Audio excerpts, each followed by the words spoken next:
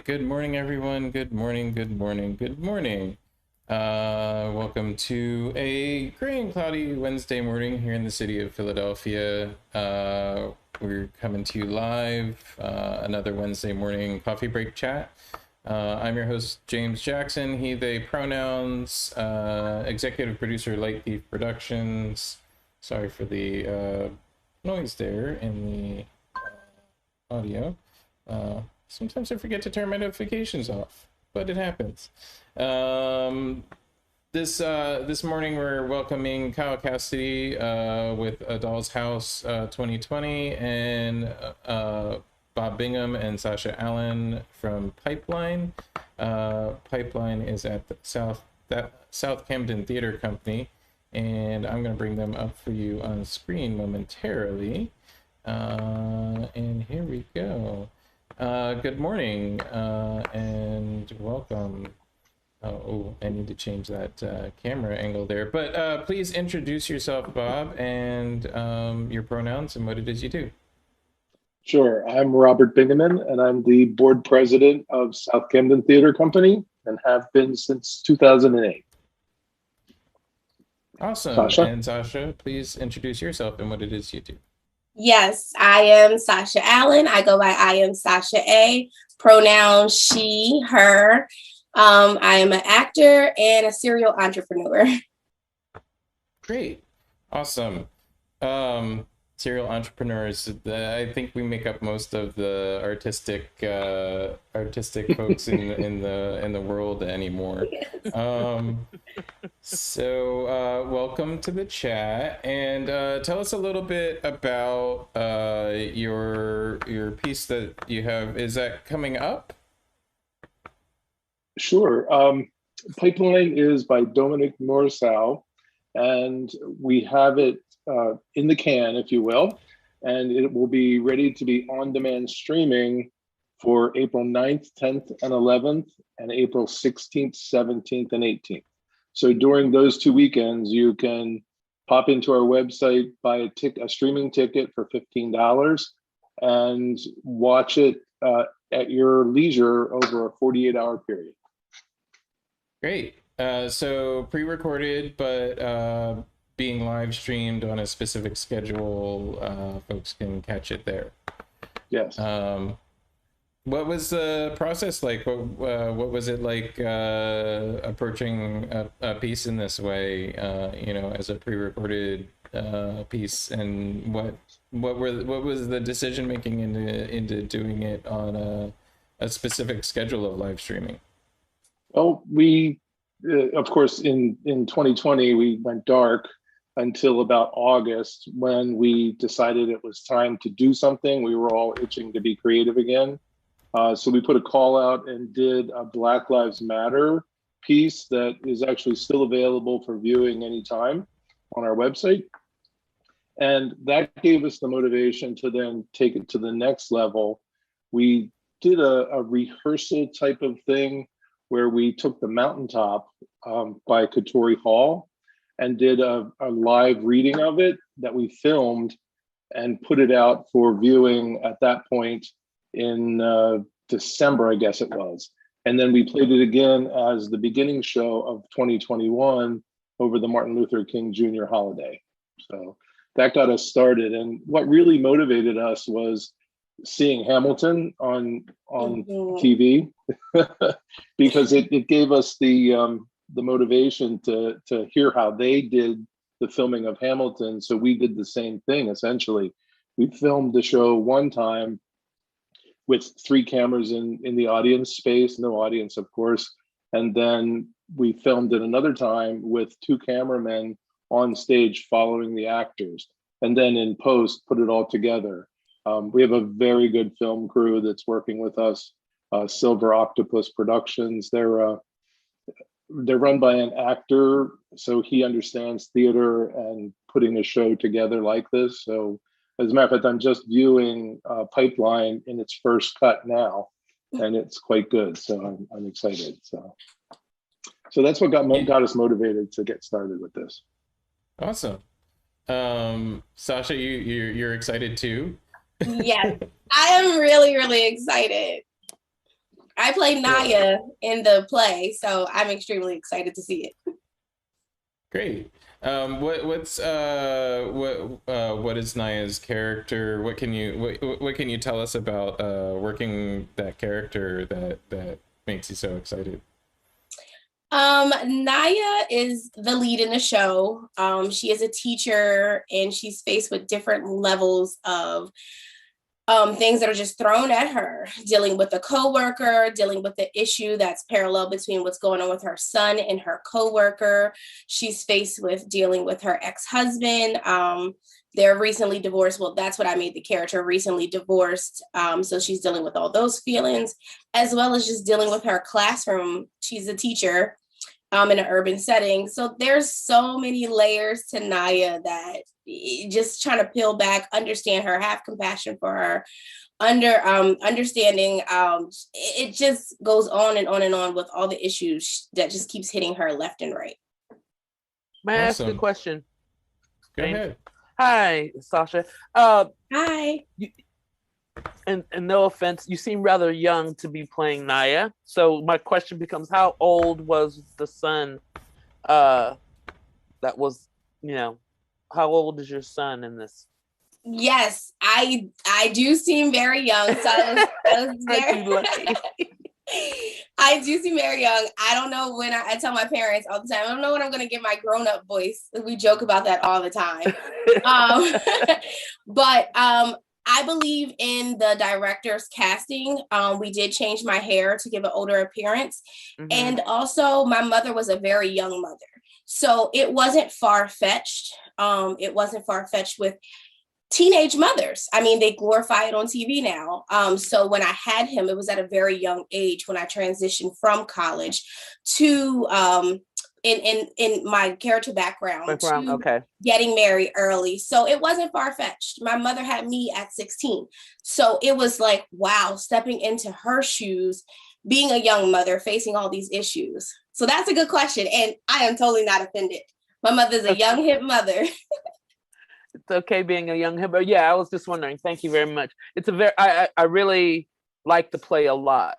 So I was just wondering, because that dynamic of age and where she is as a teacher becomes, I think, important in playing that character. But it'll be interesting. I'm definitely going to look and chime in to see your production. But it's, I think that position of teacher in that age range has some validity, and it'll be interesting to see how it comes off. So thank you very much. Yes. Thank you for your interest in watching it.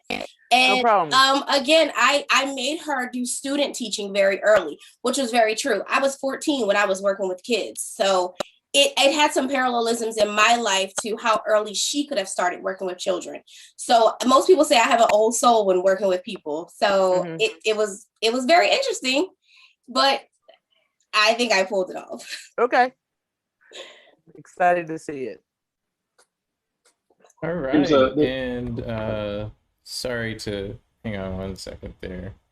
That's my goof. As you play. Yeah. It wasn't actually playing with your picture. So what happens is sometimes I forget to switch cameras before switching to a specific view, and it screws everything up. But horrors of technical productions.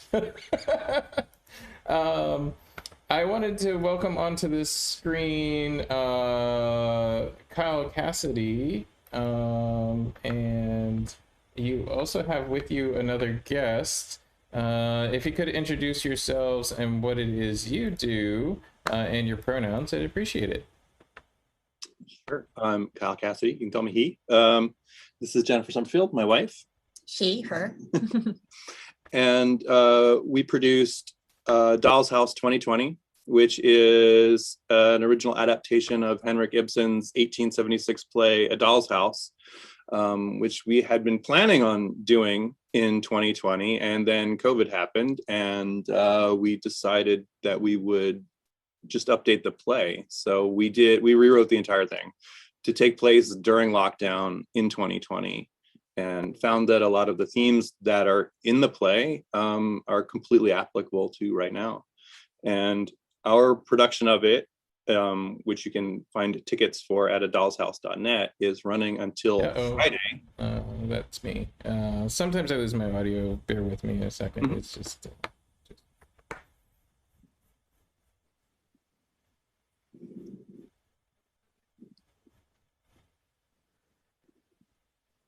You might want to put that information in the chat, Kyle. Dollhouse.net, and then that way he can post it later. And That'd be great. So yeah, I will get the URLs you paste in the chat there posted shortly, and please by all means share anything that you want in the chat there. Did you have any questions? I want to introduce real quick one of my normal special guests, which is Dr. Ardencia Hall Karambe, and I'm going to add you to the pins here on the first screen. Hi, everybody. Hi. If you could introduce yourself, your pronouns, what it is you do, and do you have any questions for these lovely folks? Sure. My name is Dr. Ardencia Hall Karambe. I am she, her. I am an associate professor of theater. I teach at Community College of Philadelphia. I'm artistic director of Kaleidoscope Cultural Arts Collective. I'm also a member of the steering committee for BTAP, Black Theater Alliance of Philadelphia as well. I'm really interested in this adaptation. I love doing adaptations of classics myself. So, and A Doll's House is one of my favorites, and so I'm interested in what themes in the writing of the adaptation, what themes did you find became more prevalent? And I'm very interested in how you filmed it. Did you film it just the two of you at home, or was it? Yeah, I'm real interested in how you got this one started. So wherever you want to start, Kyle. So Nora in A Doll's House, Nora Helmer is the protagonist of A Doll's House, and she is living in the Victorian age in the original play. And by the end of the play, she becomes kind of the first sort of modern feminist, the first modern woman of the 20th century, as she decides to leave her husband and her spoilers, children, and strike out on her own. And we knew that filming it during lockdown and set in 2020, it would take place on, quote unquote, Zoom or a Zoom-like interface. But we'd seen a lot of plays done on Zoom, and it's not very successful usually. So we knew that we were going to have to invent our own type of interface. So our editor, Anna Gamarnik, who's an award-winning filmmaker herself, created a Zoom-like environment, which she called Bubble. And Bubble does a lot of things that Zoom doesn't do, and it allowed us to shoot in high definition. So each of the actors has their own HD camera. They're filming their own parts themselves. We had a Zoom window open so that the actors could hear each other, but all of they're acting into a separate camera. Their audio is recorded separately. All those things were mixed together in the editing, which allowed us to do a much higher quality technical production than we would have been able to do if we were using, the available actual teleconferencing technology. So it's kind of like OCR. Yeah, I was going to say it's kind of like live to tape with post editing. Right. Okay.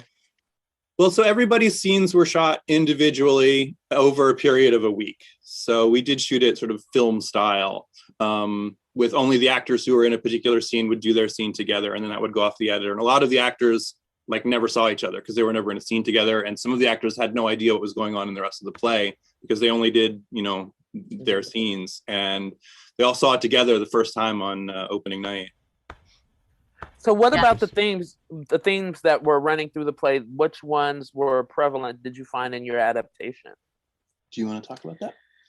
Yeah, well, the idea of loss was great. Obviously, we're setting it in 2020. The interesting thing was that in the original, Dr. Rank is dying of syphilis of the spine. So we actually were able to just translate that into, he's quarantined at the hospital. He has COVID. So there's that sense of danger, of that everyone's isolated but seeking connection. which I think Nora does in the original. You know, it's that need to communicate and really find somebody who understands her on a deeper level. And that I think was really highlighted in this version where everyone's in their own separate little cell. And one thing that actually an advantage almost of shooting it this way was that A Doll's House depends on people coming to visit Nora throughout the day, you know, in 1879, and which just doesn't really happen anymore. I can't remember the last time somebody knocked on my door and said, hey, you know, I stopped over to visit. But having, you know, Bubble, this interface allowed people to say, oh, you know, Nora has this chat window open and she's looking for people to come talk to her. I'm isolated at home too, so I would like to stop in and have a conversation with Nora. So that made the play, I think, flow a lot more naturally than it would have doing a modern version of A Doll's House where people just inexplicably show up at the door to see how, you know, their neighbor is doing. Fascinating. This is all great, and I have Meg has posted your links on all the chats. We're going out, of course, live via YouTube, Facebook, Twitter, Twitch, Mob Crush, you name it. So hopefully a few people will see everybody's links and come see your shows. We're excited to see your shows. You know, one of the things we've been briefly touching on every week here is kind of the changes to theater that have been prompted by the pandemic, and kind of these accessibility moments that you know, give people a little bit easier access to these pieces, and I'm interested in, I brought everybody back on screen, and I'm interested in what you all think about, you know, continuing with this accessibility going forward. Is this something that you all have found more of a challenge, or is it something that means that you'll be able to reach bigger audiences in the future? Can I chime in? Sure. So for South Kempton Theater Company, because of the pandemic, we decided that for 2021, our entire season would be virtual, would all be streaming. We just didn't want to take a risk of being in the middle of planning something to go live and then have something happen. So it gave us the opportunity to plan ahead. So we have 2 more shows for the season. One is Daphne's Dive, and the other is The Brothers' Size. So we're excited about those as well. We are hoping that as 2022 rolls around, we'll be able to go live again. We're crossing our fingers for that. So it's given us a challenge. When you go live again, are you thinking about doing what they're calling hybrid events now? We used to just call them live streamed events in the past. It'll depend, I think, on the rights companies, whether or not they will still be amenable to providing, you know, video rights at the same time as live rights, and if they're affordable. That'll be the key. So yeah, we've been having this conversation a little bit online in the Twitter universe. You know, if you follow Light Thief's Twitter, we're very news and current events oriented. We've been talking. There's a lot of groups that are concerned with accessibility and who talk about you know, the fact that we can provide subtitles. Like I've provided closed captioning in this meeting. We can provide you know, access at any day or at any time. We can provide access for less expensive rates, but also do, you know, have people in person at the same time. And you know, the accessibility folks are all talking about, well, this should just continue. And I brought up the same point online. You know, as producers, a lot of the impediment to us even doing this is pre-COVID contracts and pre-COVID norms. As an actor, Sasha, what are your thoughts about, you know, us producers using, you know, your work in a video environment, or going on forward in, like, you know, in perpetuity, like most video agreements are made out? As an actor, I think that this time is amazing. And I don't know if that's just my personality, always being optimistic about things, but it is. I'm also a board member of South Camden Theater Company. So when we were talking about this innovative, and I use it lightly, innovative way of doing theater, it was kind of scary, but new, but exciting. And I started in theater, and I am now a film TV actor, but being able to merge the two, when I stepped on stage, it was so exciting. It felt like I was out of body again. When I first stepped on a stage, I was out of body, but it was still intimate. How I get when I'm when I'm filming something and it's just a camera person and the sound person. But it was amazing. I'm totally for it. I'm totally for it being a hybrid type of thing.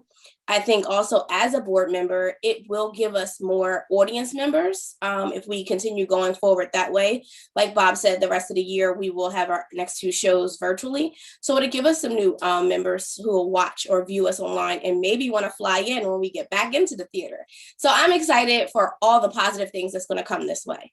And as an actor, I'm always here for anything new. Try it.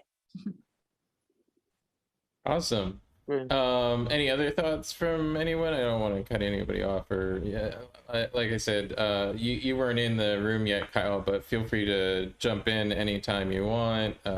We just kind of. So we've done 5 productions, I think, and we have made film versions of every single one of them. And so we have depended on people who are not physically close to us being able to see our productions in order to keep funding ourselves. So for us, this was kind of like business as usual, but without the physical production that we usually do, which is always the most expensive thing. And one thing that I think we realized doing this is that during a normal year, there's no way that we can compete with the Wilma or the Arden or these theaters that have an enormous budget. You know, we did this play for $5,000 total. And I think in this environment, all we needed, I mean, the playing field was leveled in a lot of ways, that we were all doing plays kind of the same way virtually. And all we needed was a better idea, I think, in order to compete with theaters that had more money. So we needed good actors, we needed a good idea and a good presentation. And I think that we were able to compete with a lot of theaters that we wouldn't normally be able to compete with doing this. And still having the video version that we've always done. We have people who have seen the other plays who are living in, you know, England, or they're living in Israel, or they're living in Russia, or they're living in Norway, and they've gotten copies of our plays before, and they're still there when we do these. So we have crowdfunding backers who have backed our other plays. So we do have a database of people who have, you know, been interested in our work in the past that we can depend on from play to play, which has been very helpful. And this has also been a great way to collaborate with artists who aren't in the same place. One of our actors was in Louisiana. Our sound designer was in Ireland. And it was just a really great collaborative experience with people we admire who ordinarily would not have been involved in an in-person production. So yeah, it's been amazing. And the investment of time for the actors is less because you're not traveling to and from, you know, wherever the rehearsal is. Mm-hmm. We're not renting a rehearsal space. So it has in a way we're all renting a rehearsal space if we have pro Zoom accounts, but it's not as expensive, definitely. Definitely. Yeah. I agree with everything. Go ahead. I'm sorry. I was go just going ahead. to say, I do miss the energy of the audience. That's the one thing as a performer. Indeed. I play Christine in this production, the friend, Nora's friend. And I do miss just that energy you get from the audience, the fact that every performance is going to be different based on what that audience gives you, you know, whether you prolong a silence or, you know, yeah. Those savor- nuances are kind of, yeah, they're gone in a sense. You have to redevelop them in other ways, I think. But I totally agree. As a KCAC, we plan on doing both. We understand the pre-COVID contracts with licensing agents, so we hope to be able to promote more new plays this way, and bring more new playwrights into the fold and get more people writing stories, so that we can utilize that, so we can kind of avoid that contractual, you know, pre-COVID, if we do something that is coming from Samuel French or Dramatist or something like that. So we hope to utilize it to encourage writing. We've also only done plays that are either in the public domain or that were original written for us. Mm-hmm. Yeah, that's a lot of us have made that choice in order to continue to work. I mean, this is going to be a little bit of a weird segue, but I think that this is an opportunity. Excuse me. Also for we on this program and in general, we've talked a lot about recovering from the pandemic, you know, the great recovery. We're talking a lot about, you know, how government can invest in the future, where it can best spend its dollars. I see, I mean, personally, and this may just be selfish of me, but I see personally as a tie to the future, you know, providing a bridge between these past styles of working and the future of our artwork as theater producers and live theater producers, you know, funding arts in a way that allows us to both honor the time and energy of our actors and writers and give them more money, while at the same time keeping accessibility a real thing. I think it's an interesting moment where government could really invest in this sector and create a future that heretofore wasn't even thought of. I think it's a really interesting time for that. Well, we are one of the largest countries, most industrialized countries in the world that doesn't really support its art. It's kind of secondary in comparison to other places in the world that have substantial government funding, because culture, you know, society is built not only in just the politics of the place, but the culture of the place. We look at the ruins, we look at the architecture, we study the writings. We study the politicians, yeah, but we really look at what were they creating in these spaces and then in these times. So art and culture is vitally important to establishing civilization and establishing who we are. And when we look to the future, as a people, I would hope that our government would, you know, advance this idea that art and culture is something that is needed by everyone. But we know that on the secondary level, that education is often, arts education is often the first thing cut when it comes to school boards and things like that. So that becomes something, I think, at least for me as an artist, one of the things that my company strives to do is to give back to the community in that sense, by after school programs, and to try to bridge that gap. So we build an audience, so people want to see the art, people want to go and that kind of thing. But I rattle on. Talking about public art and Columbus Day, I wanted to bring in Columbus Day rather. What a segue. Okay. I'm gonna roughshod this segue because it it's a crazy moment here in the city of Philadelphia. I don't know how much The lawsuit, y'all- here it comes. Yeah. I don't know how much you all keep up with current events. I'm a news junkie, so I keep up with politics and current events a lot.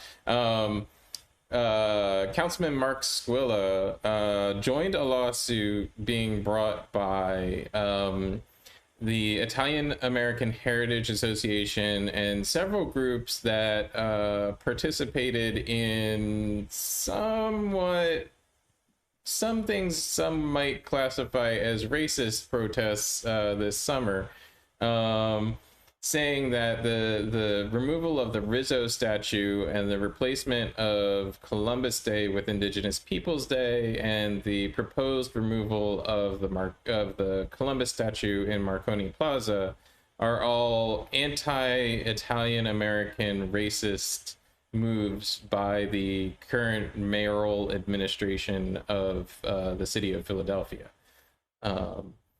Yeah. Dr. Hall's face said it all. Yeah, I'm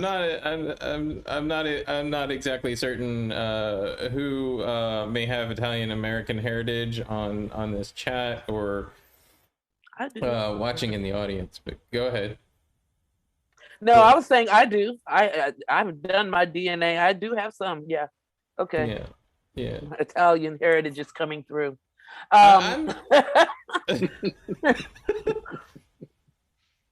Days come and go, and politicians fall in and out of favor. We were just running last week, and we saw this sculpture that's in Fairmount Park now that used to be at 12th and Spring Garden, designed by J.W. Boyles.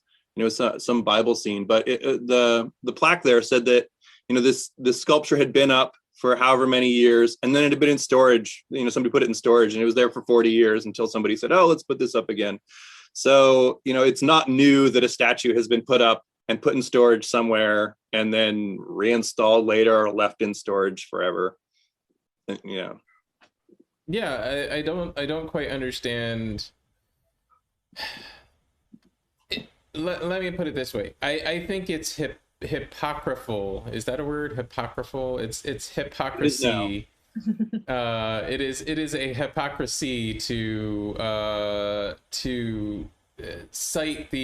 pull these instances of things that are in support of other elements of our country's history, and their changes in the public landscape of social art, the public landscape of social celebration. Columbus Day, Indigenous Peoples Day, they're both Columbus Day specifically was created to be anti-racist. It was actually created during a time, so little history moment with James here. Columbus Day was created during a time when the KKK was anti-Italian. And there were anti-Italian race riots, and Columbus Day was created as a way to whiten the Italian immigrant class, and make them included in federal celebrations.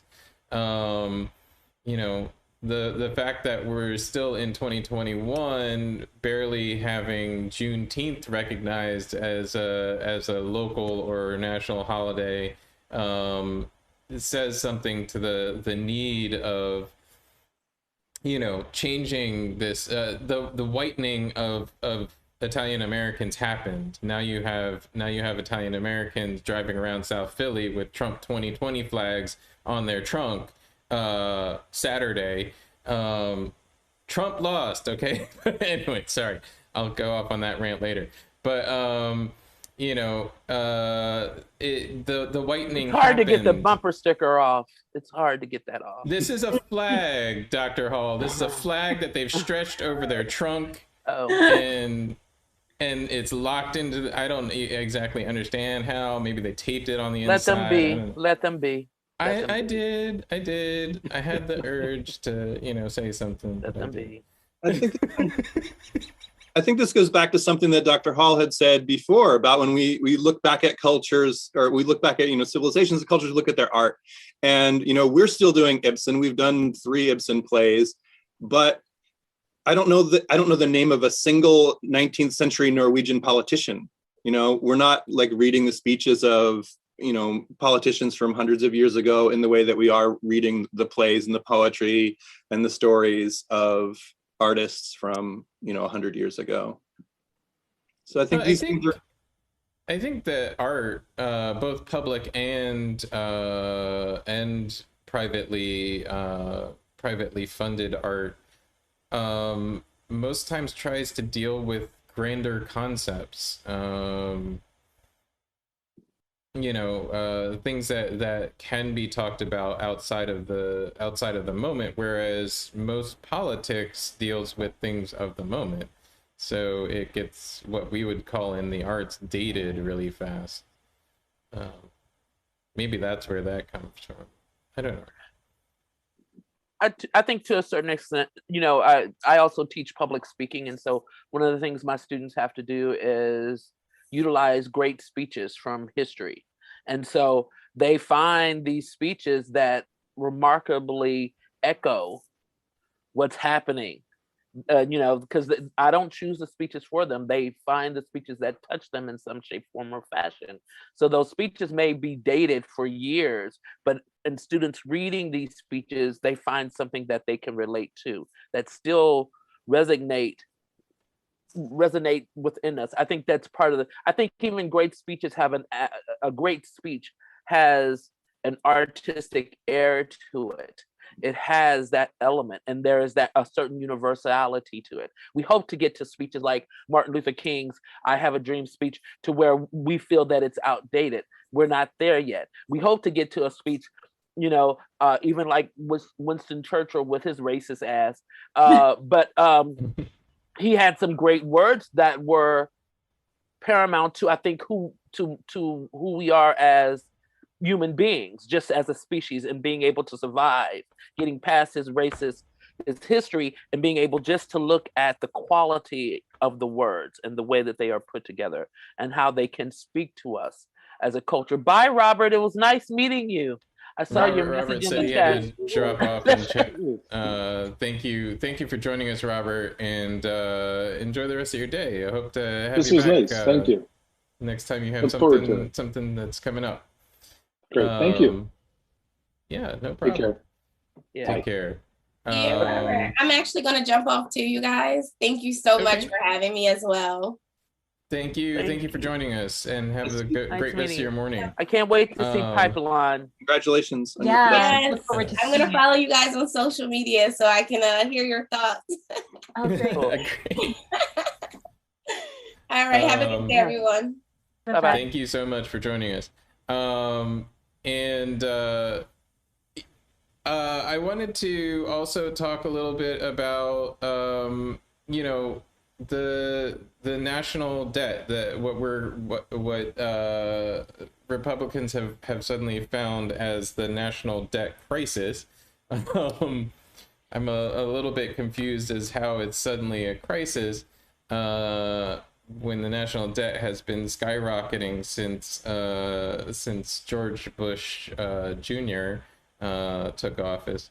But so the national debt, wanted to talk a little bit about that because we're talking about stuff that costs money. We're talking about stuff that is in the public sphere, that the public sphere could help with.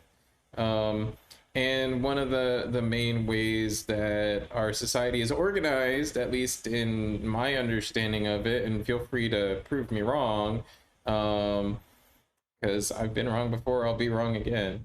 But one of the main ways that I know of that society contributes to the ability of everyone to have public art, to have a social construct around social ideas, is to contribute to government, and then the government supports those things. So supporting the arts, supporting education, supporting industry in some aspects, immigration, public policy, all these things, you know, we pay for them through taxes, and it is tax season. So what are we doing with our taxes?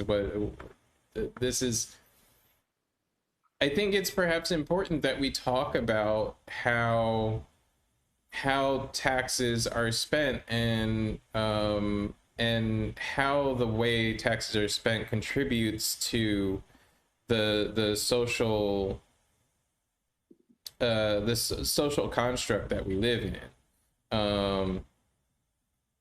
I would say, you know, like there's a lot of theorists. So this is going to be, and this is, feel free to tell me that my opinion is completely wrong here.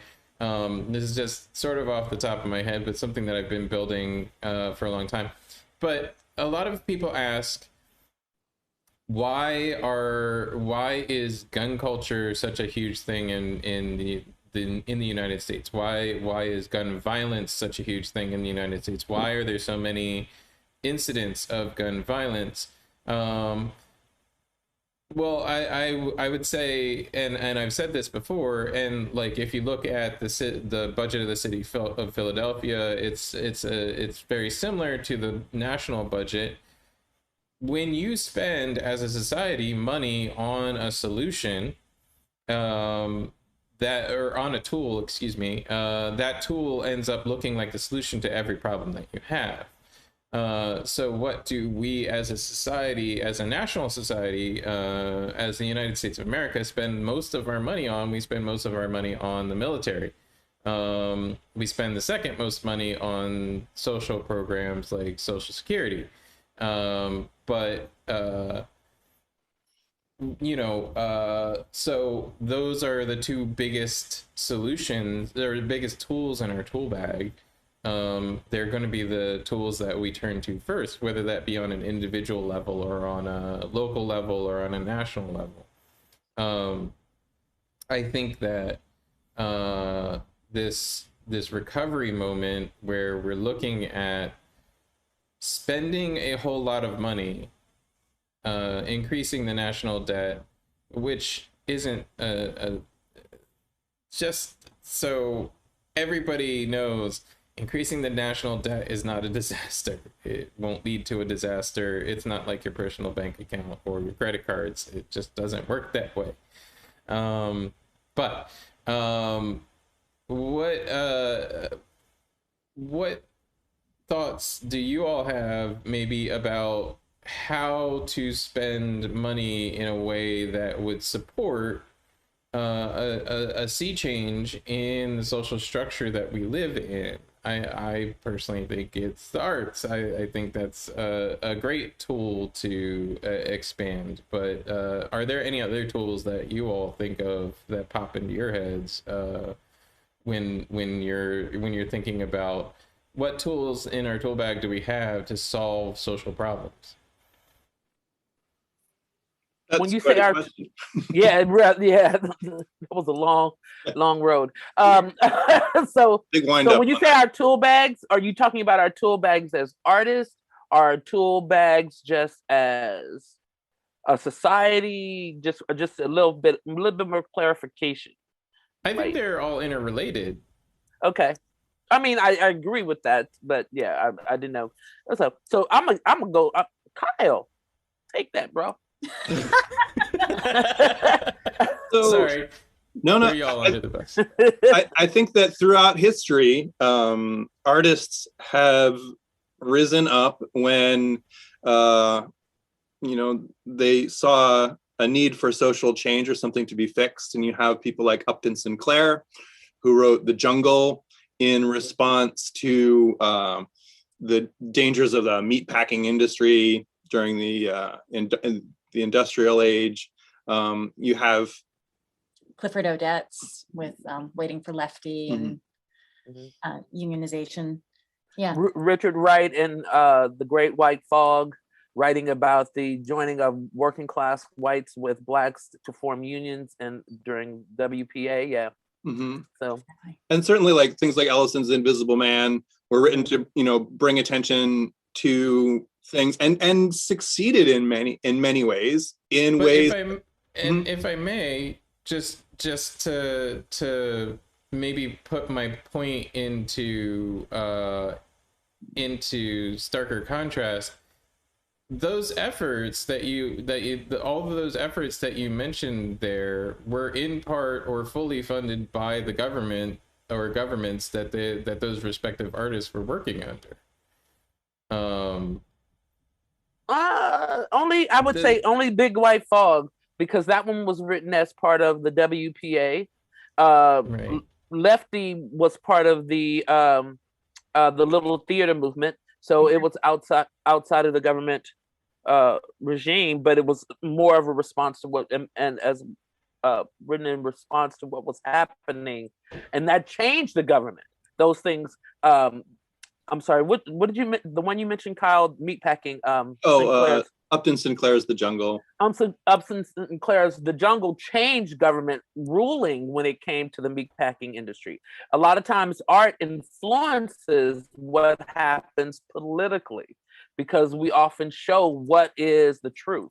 What is happening in these industries. When you look at, I'll refer again to Hallie Flanagan and the WPA and the theater movement and the triangle t-shirt fire and her living newspaper, which she utilized to bring this story forth across the country, because a lot of people didn't know it, and it changed labor laws and made unions even more popular. So art has often changed the political landscape by the stories that it brings out.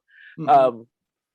It was interesting, something that when you were talking about gun culture and changing gun culture and why America has such a love with gun. I think of the Wild Wild West. That's the first thing. But I also think about our gun culture was just as bloody as the Crusades, was just as bloody when people were using broadswords and all of that kind of stuff, and they had to work their way through it.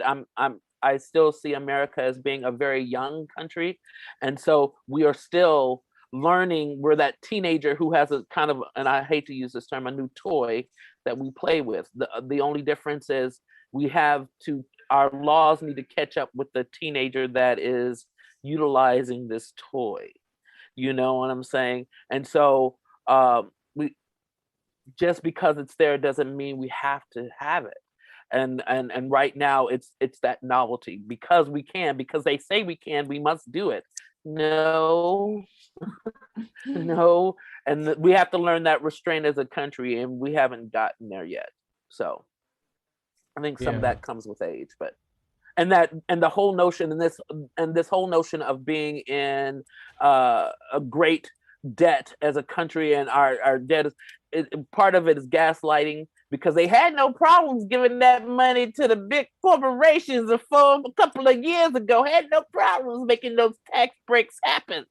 You know what I'm saying? But now that we're asking you to give it to people who actually really need it, the people who actually are on the ground and just are barely getting by, who are literally living paycheck to paycheck, now we have a problem with it. Oh, now we're going to be in debt. Bitch, you was putting us in debt before. I can't honest. There is no this budget season has kind of revealed hypocrisies everywhere that in very stark terms, just kind of shown the hypocrisies everywhere that they live, because it's coming on the heels of a vast spending initiative that was supposed to be helping the economy and just drove the economy into a worse state. But the hypocrisies that are revealed by these spending initiatives constantly flabbergast me. I mean, even looking at the local level, looking at the city budget, looking at what we're talking about spending on, and then for those who don't know, the mayor of the city of Philadelphia will be releasing his proposed budget in 6 days on the 15th. He'll have his big budget address for the year. It usually comes quite a bit earlier in the year, in the end of February. But this year, because we were waiting to find out how much federal aid was going to kick in and assist the city for the past year's loss of revenue, he delayed that budget announcement. Turns out he could have just gone ahead with it, because what he's proposing basically, and what the mayor's office of the budget is proposing, is basically to ignore the fact that we're getting federal aid and just fund the things that we would normally fund anyway, and then figure out a way to extend that federal aid very far into the future, and basically making it useless. That's just my opinion on it, but one of the recent drives publicly has been to defund the police, use that money elsewhere, and one of the things that that causes the funding of the police to remain constant or go up is there's an act in Pennsylvania, a law in Pennsylvania called Act 111, that takes any municipality's argument with the police union based on its union contract negotiation, and puts it into binding arbitration. There's some drives at the state level to change that law, because right now the arbitration is so binding that you can't even, if you as a city or as a union disagree with it, can't even go ahead and argue your disagreement in court. It's also argued by a 3-panel arbitration committee who literally don't reveal any don't have any legal obligation to reveal any of their arbitration considerations. So they don't have to tell us why they decided to arbitrate the way that they did, which is, yeah, Dr. Hall's face again. I'm sorry. Says sometimes yeah. Anyway, it's quite interesting, the situation we've found ourselves in as a city and a state. Yeah, one of the things that's gonna have to happen is some sort of changes to Act 111 before defunding the police can really happen. Although I think that if things that were proposed to the arbiter were fair, it would possibly lead to some defunding of the police in the city of Philadelphia. Although I personally think that we should just renege on our union contract and get rid of FOP Lodge 5, but that's just me. I'm a reactionary. McNesby must go. I'm sorry, you are not a good union president.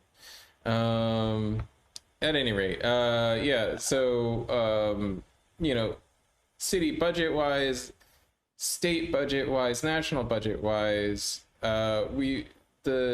these public funds, these funds go into things, and then that's where I'm saying they become the tools that we turn to solve problems. So the police, for instance, is a huge expenditure here in Philadelphia. So of course, when the city government finds a problem and wants to find somebody to solve it, they turn to the police to solve that problem. So for instance, there was recently a lot of news made of the closure of a station on the northbound Market Frankfurt line, the L, Somerset Station. Thank you. Which is the for HelloFresh Theater, if you're going to see one of Yeah. Jennifer's plays at HelloFresh. Yeah. Yes, it's a station I walked through many times when I worked for Walking Fish Theater. So, you know, for those who, again, who don't follow news very much, Somerset Station was closed because, according to the maintenance workers, the elevators were completely inoperable and could not be maintained due to excessive drug paraphernalia and human excrement in the elevator system.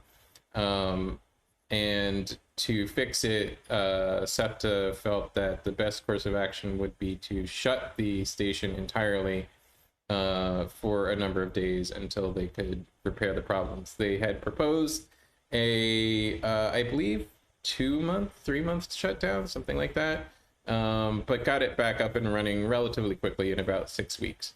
So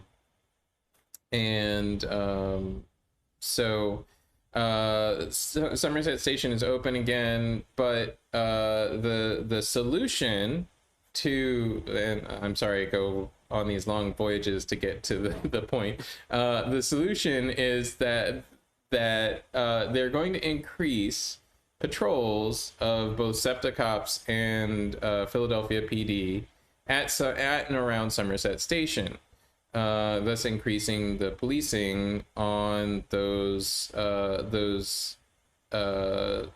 elements of our society. I don't know about you, but being somebody who doesn't turn to the police as the first solution for everything, I can think of about half a dozen other solutions to these problems that both would be longer lasting and more effective than just increasing patrols against black and brown bodies, because that is who uses Somerset Station for the most part, is black and brown folks who live and work in the neighborhood. I'm sorry, where's Somerset Station? Kensington. Kensington, okay. Kensington, yeah. One of my artistic projects, you were speaking, about how does art respond to things. One of my artistic projects for the past 3 years now has been called All the Payphones Along the L, which geolocates all of their 55 payphones on the 13 miles of the L. And one of the things you can discover about neighborhoods, that I've discovered about neighborhoods, is the ones in Kensington, the payphones in Kensington work because people are using them. And when you get to 2nd Street, 2nd and Market is the last working payphone until you get far, far, far into West Philadelphia. There are a bunch of payphones along the way, but they are either inoperative or being removed. So there are people using these services in Kensington, and you can tell the health of the neighborhood in some ways, or the demographic of a neighborhood by these pieces of infrastructure that are either working or not working there and what they're being used for. And that's sort of been one of the ways that I have been trying to interact with my community. And so I spent a lot of time in Kensington, a lot of time at the Somerset Station, where there are a number of working payphones, one right at the bottom of the stairs and one right across the street on the west side. So I've been there a lot. It's very utilized, the station. There are a lot of people there. It's a crowded corner, always. And I think too that if we do defund the police in that neighborhood, I don't know that we're going to get a financial dividend from it, because what's going to happen, I think, is that money would be retasked towards, as you were saying, better people to respond to that situation. So there'd be social workers who would be coming out there. There would be, paid drug treatment people coming to that intersection. Places like New Horizons, which is out there right now, helping people with substance abuse problems on a shoestring budget. I think that money that would have normally gone to a police officer responding to somebody in distress at that location would then just be retasked to somebody else who would respond, I think, as you had said, in a better fashion, because the police have one particular tool, which is, I can arrest you. Whereas the social worker who goes out there, or drug drug intervention specialist who goes out there doesn't have, you know, a pair of handcuffs in their toolkit. Exactly. And I think that it's important. It's important to, you know, look at these different solutions, and to give us the opportunity to look at those different solutions. We have to have room in the city budget to do so. So yeah, I think that that is where we can make the room. Whenever you're, I'll go off on another tangent just for a moment. Just that when we're working on building something, we often cut from the largest pieces of lumber, just because then largest pieces of lumber first, because then as you get to the smaller and smaller things, you have the pieces available to deal with those smaller and smaller problems. So that's my summary analogy for the morning. I want to thank both of you, and I also want to thank Bob and Sasha for joining us this morning. It's been a lovely hour. It's 11:04. We're a little bit over, and I've you know, thank you so much for joining me in this conversation and talking art and budget and everything this morning. I really appreciate it. Before you go, any last words of wisdom from either of you? You have 2 days left to see A Doll's House, which is, you can get tickets at adollshouse.net. But if you miss it, it's going to be part of Theater Week at the end of April. Cool. And I was just about to announce, ask people to look out for Theater Week. KCAC will be having something go up, and BTAP as well. We'll be hosting an event for actors and artists, but please look out for things during Theater Week. We hope to keep theater alive and well in Philly. So Theater Week is our shot in the arm, getting everybody revitalized again and hopeful about the future. So please look out. And you don't have to watch. Exactly, you don't. That's the beautiful thing. Absolutely. A lot of Theater Week programs are available online. I think actually all of them this year are available online. Hopefully we'll be able to keep that tradition going and do these kind of hybrid events going into Theater Week 22. That would be awesome to me. But I'll also say that Philadelphia Dramatist Center has a Theater Week production coming up as well. All of the Theater Week productions you can see at phillytheater.org. Let me just double check the URL on that.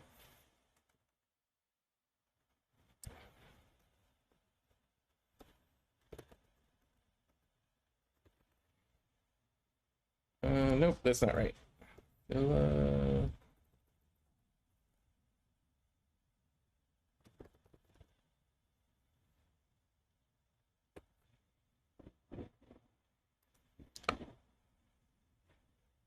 Sorry, it's theaterphiladelphia.org, and I will paste that out on the chats. All tickets are on sale at theaterphiladelphia.org. For all of these shows, and for many others that we won't have the chance to get onto the show. But yeah, I would like to thank my guests once again. If you enjoyed what you saw, please consider subscribing, subscribing to our various channels. Again, we're on YouTube, Facebook, Twitch. We're also on Twitter, which is now no longer via Periscope. It's directly on Twitter. Light Thief Productions. If you look them up on any of those services, you'll find us there. We use Mob Crush for restreaming service. Mob Crush is an excellent streaming platform in and of itself. Feel free to check that out. And you will always be able to access us there, even if some of the other platforms aren't working. And tune in next Wednesday at 10 a.m. We'll cover some more topics, some more guests. Hopefully we'll have back our regular guests as well. And we will continue to update you on local things, national things, arts, culture, information that that you enjoy. And take a look at our Patreon, patreon.com/lightbeefproductions, and consider subscribing if you like what you see in here. Oh, one last update, just a quick thing about EIDL, and I'll cut the broadcast after that. EIDL increases. Letters are going out to individual companies that had applied for round 1 of EIDL. The EIDL amounts have been vastly increased. EIDL was originally supposed to cover 8 weeks of business expenses. It's now set to cover up to 24 months of business expenses. So if you have a previous EIDL loan, you can now apply for an increase in that original EIDL loan amount, and you'll be able to take as much or as little as you want. The rules all remain the same as far as payback, and except that they've extended the first payment date out into 2022, and the SBA is sending out those letters individually to companies that qualify. So once again, please tune in next Wednesday, and we'll give you any other information that we have on economic recovery programs, and we'll be talking about these topics and more next week. So enjoy the rest of your day. Thanks, and see you next Wednesday.